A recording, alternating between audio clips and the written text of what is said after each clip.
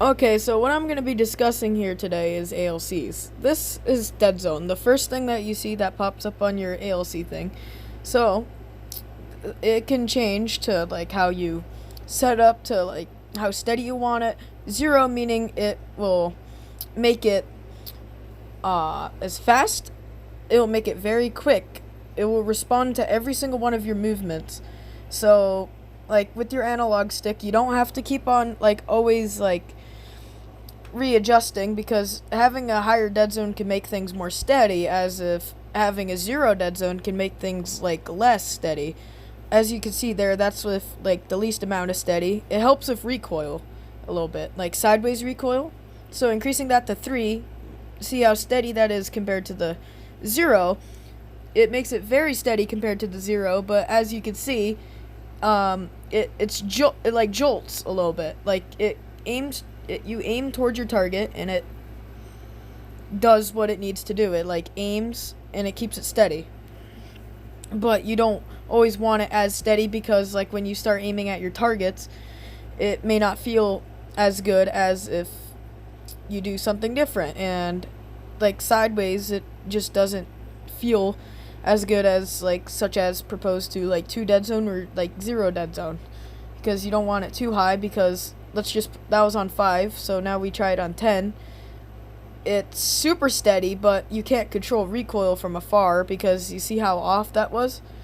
It's not as good as it needs to be. But so okay, now we're gonna talk about outer threshold. So that is the inner part of your stick. That's how far you can make it respond before it doesn't do anything, like before it makes it too dull.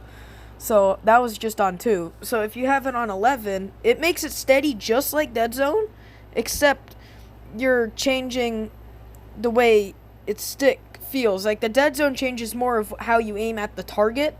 This changes like how you do stuff when you're not aiming at the target. That's what it does. And it can make it extremely steady towards the target because it's like having like a backup steadiness. And I have mine on the least amount of steady, but that's the thing. If it's too steady, it will, like, you can't track people. Same with dead zone, you can't track people that well. And having such a high one, it's just almost unplayable. And it just messes up. And sometimes it's very good, but like most of the time it's not.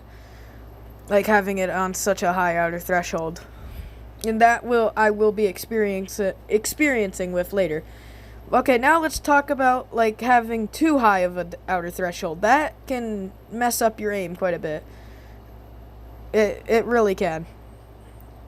Like, see, I try to pull my stick, like I'm aiming directly at the target, and it's hard for me to like pull down because it's influencing every little minor movement I do.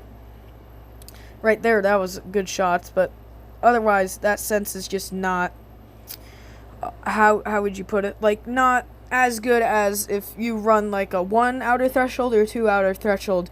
So what I recommend for dead zone, always put it under like 5 or under, and for outer threshold 3 or under, never higher than 3 for outer threshold because it's just not as good.